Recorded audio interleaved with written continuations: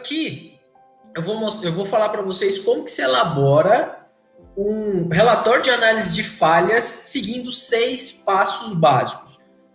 Eu estruturei todo o processo de análise de falhas em 6 passos, tá? Por quê? 1, para ficar didático. 2, para ficar replicável. Como assim replicável? Vocês vão entender ao longo da aula que a análise de falhas é um negócio que você não faz sozinho. Então, esse conhecimento que você pegou, vai estar aprendendo aqui hoje, você tem que passar para frente. Então, achei muito mais fácil colocar isso em um processo que você consiga passar para frente para conseguir, de fato, executar o relatório de análise de falhas, o processo de análise de falhas, e, a partir daí, você ter êxito com os resultados desse processo. Então, eu quero começar pelos erros, tá? Tem uma frase que eu gosto muito, é a seguinte: a forma mais fácil da gente aprender são com os erros, e a forma mais barata e menos dolorosa é aprender com o erro dos outros. Então, os erros que eu vou mostrar aqui agora, se você nunca cometeu, já é algo para você tomar nota, para você não cometer, tá? Esses erros, eles são os erros mais comuns que nós encontramos no mercado durante os processos de consultoria. Já são quase 300 processos de consultoria em empresas dos mais variados segmentos, e também são erros que eu vejo alguns alunos cometendo durante exercícios, tá? Então, são mais de 6 mil alunos, eu listei os principais aqui, que são os principais erros que eu vejo, tá? Primeiro erro mais comum que as pessoas cometem quando a gente está falando de análise de falha. O erro mais comum é esse aqui, ó: realizar o relatório de análise de falha sozinho. Não se faz nenhum tipo de análise de falha sozinho, tá? Por quê? Primeiro ponto, quando você faz um relatório de análise de falha sozinho, toda aquela análise vai estar limitada ao seu conhecimento e à sua experiência, tá? Então, esse é o primeiro ponto. Você tem que ter a humildade de entender que quanto mais pessoas, e as pessoas certas, colaborarem dentro do processo, melhor será o resultado, tá? Segundo ponto, é normativo. A norma pede de 4 a 6 pessoas. E se a norma pede de 4 a 6 pessoas, é porque um comitê, né, convencionou isso com base em estudos. Então, com certeza, se alguém já inventou a roda, eu acho que não é viável a gente querer reinventar a roda. E vocês vão ver lá no final o quanto isso é prejudicial. Muitas das pessoas falam: mas eu não tenho tempo, as pessoas da minha equipe sempre estão ocupadas com outras atividades, eu nunca consigo colocar isso em prática, eu sempre acabo fazendo sozinho. Vocês vão ver que isso são erros básicos do processo. Tá? Análise de falhas não é uma atividade, análise de falhas é processo. Então, se isso está acontecendo, o buraco é muito mais embaixo, você só está enxergando a ponta do iceberg. Tem muito mais coisa que você tem que resolver. Mas a primeira coisa que eu quero falar para você é: relatório de análise de falha não se faz sozinho, tá? Você vai fazer isso em equipe, é um trabalho em equipe. Segundo erro mais comum é realizar a análise de falhas para falhas irrelevantes. Eu não vou fazer análise de falha para tudo. Tem método, tem técnica para a gente saber qual falha que eu devo analisar. Porque o relatório de análise de falhas, o processo de análise de falhas, é algo que toma tempo, é trabalhoso. Não vou falar para você que é fácil, não vou falar para você que é rápido, porque não é. Tá? É algo que toma tempo aí de equipe, é trabalhoso, porém o resultado que você vai colher é um resultado extraordinário.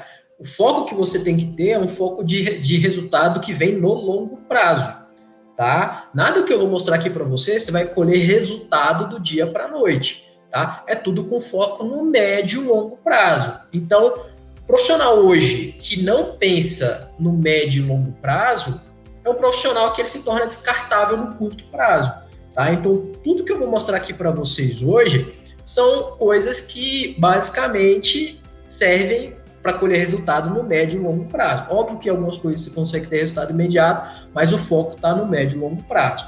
Tá? Então, não perca seu tempo com análises de falhas em falhas irrelevantes. Nem toda falha merece ser analisada. tá?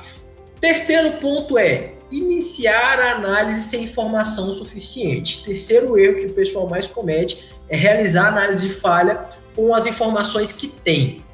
Análise de falha é um processo investigativo. E quando eu falo de processo, significa que a base desse processo é a informação. Então, o que eu vou ensinar aqui para você? Como que você vai atrás da informação que em 90% dos casos ela está escondida, ela está oculta, ela não é algo que você consegue enxergar com a facilidade, você vai ter que saber investigar isso.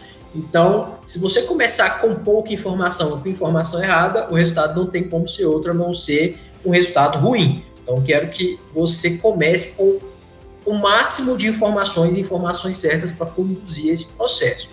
O próximo erro, que também é muito comum, é analisar os sintomas ao invés de analisar a causa da falha. Isso é muito comum, muito comum. As pessoas ainda confundem, os profissionais de manutenção ainda confundem muito sintoma com causa, tá? Então, o sintoma é a ponta do iceberg, é o que você enxerga. A causa da falha, ela tá lá embaixo. É nela que você quer chegar, tá? O sintoma é algo evidente que qualquer pessoa consegue enxergar. Quando a gente está falando de análise de falha, é um trabalho investigativo, então você tem que chegar na causa da falha. É eliminando a causa da falha que você vai ter esses resultados de médio e longo prazo que eu falei. E todos esses resultados que eu estou falando para vocês, tem que saber expressar em valor financeiro, você tem que saber expressar isso de forma monetária, tá? Porque só assim você vai ter um parâmetro para saber se compensa investir naquilo ou não, tá? Então, tudo isso que eu estou falando é para colher um resultado economicamente viável para a empresa no médio e longo prazo. Um quinto erro muito comum também é fazer análise, descobrir a causa da falha e não propor uma solução viável. Exemplo. Eu descobri aqui que a causa da falha, por exemplo, é um terreno desnivelado. Qual que é a solução que eu proponho no meu relatório? Nivelar todo o terreno da fábrica, todo o piso da fábrica. É uma solução que vai eliminar o problema de uma vez por todas? Sim, mas quando eu vou conseguir parar a fábrica inteira para fazer esse tipo de trabalho? Como? Quanto que eu vou gastar? Então, eu tenho que pensar de uma forma mais prática e mais ágil.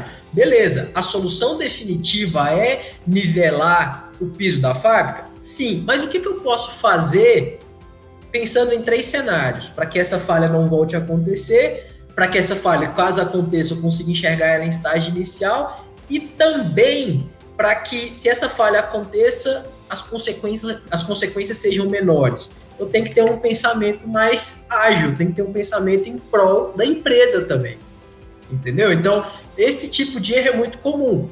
Beleza, faz o relatório, acha a causa, mas só se propõe ações que são inviáveis no curto prazo. Tem que propor ações que são viáveis no curto, no médio e no longo prazo, tá? Um próximo erro também muito comum é não colocar em prática uma solução definitiva. Até listam-se as possíveis soluções para o problema, mas aquilo não sai do papel. Aquilo não sai da gaveta, sabe? Então, o papel aceita tudo. Quando a gente está falando de um processo de análise de falhas, o resultado final do processo não é o relatório de análise de falhas. O resultado final do processo é o plano de ação e, consequentemente, as suas ações devidamente implantadas. É isso que eu quero. Eu não quero o documento, eu quero a resolução do problema. Então, durante todo o processo, eu tenho que pensar nesses 6 erros. Será que eu estou fazendo o relatório de análise de falhas com quem realmente eu deveria fazer? Será que não está faltando aqui a presença do fulano, do ciclano, de alguém que tem um conhecimento maior em determinado tema? Será que essa falha realmente eu devia estar analisando elas? Será que eu não estou perdendo tempo, dinheiro, energia discutindo esse problema? Essas ações, essas informações que eu tenho, são informações suficientes? Será que eu não precisaria de mais informação? Analisar os sintomas, ao invés de analisar as causas. Será que essa de fato é a causa do problema? Fazer análise para descobrir a causa, mas essa ação que eu estou propondo, a gente consegue fazer alguma coisa no curto prazo?